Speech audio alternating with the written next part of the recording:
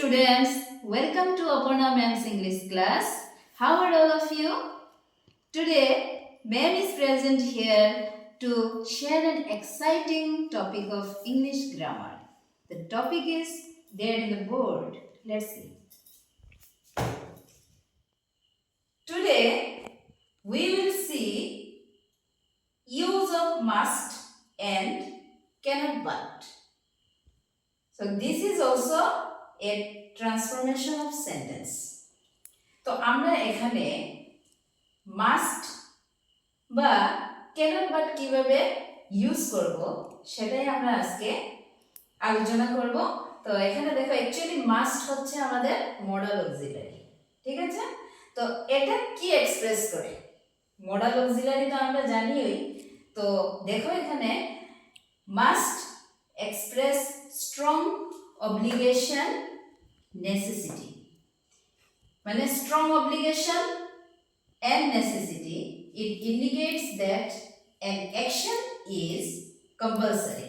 মানে যে অ্যাকশনটা হবে সেটা কম্পালসারি, মানে বাধ্য, এটা করতে বাধ্য। হ্যাঁ, এটাই ইন্ডিকেট করে মাস্ট যে মডাল অক্সিলারিটা।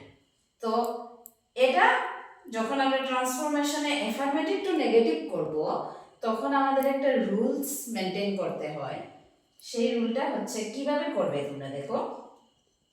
যদি অ্যাফার্মেটিভ সেন্টেন্সে মাস্ট থাকে তাহলে আমাদের এই যে রুলটা অ্যাপ্লাই করতে হবে।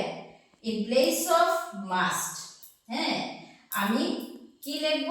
Cannot but. যেমন ধরো সি মাস্ট সেভ টিয়ার্স, এখানে দেওয়া আছে। তো এখানে মাস্টের জায়গাতে কি হবে? Cannot but. তো এরপরে আমি দিয়েছি কি প্লাস ভার। তো মাস্ট যখন থাকবে অ্যাফার্মেটিভে ক্যানট বাট প্লাস ভার, তাহলে সি ক্যানট বাট, এরপরে ভার হবে সেভ, তারপরে টিয়ার্স। সেম ওয়েতে next sentence you must stop playing. তো এখানে মাস্ট আছে, একদম ইজি। তোমরা মাস্টের জায়গায় শুধু বসিয়ে দেবে ক্যানট বাট স্টপ প্লেইং, ঠিক আছে?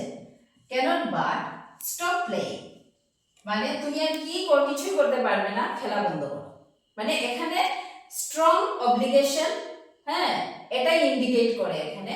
তারপরে সেন্টেন্সটা দেখো, banks must examine all documents. তো এখানেও সেম ওয়েতে ব্যাংকস মাস্টের জায়গায় কি লিখবে? ক্যানট বাট, ঠিক আছে? Cannot but examine all documents, মানে ক্যানট বাটের পরে এই যে এক্সামিনটা হচ্ছে ভার, ভারটা বসে যাবে। সেই ফর্মুলাটা তোমরা অ্যাপ্লাই করবে। She must learn to drive. তো এখানে in place of must will use she cannot but, cannot but, তারপরে কি হবে? তারপরে হবে আমার ভারটা কি? Learn to drive. এই হলো একটা সিম্পল ওয়েতে আমাদের একটা ট্রান্সফরমেশন অফ সেন্টেন্স, যেটাকে অ্যাফার্মেটিভ থেকে তোমরা নেগেটিভ করবে।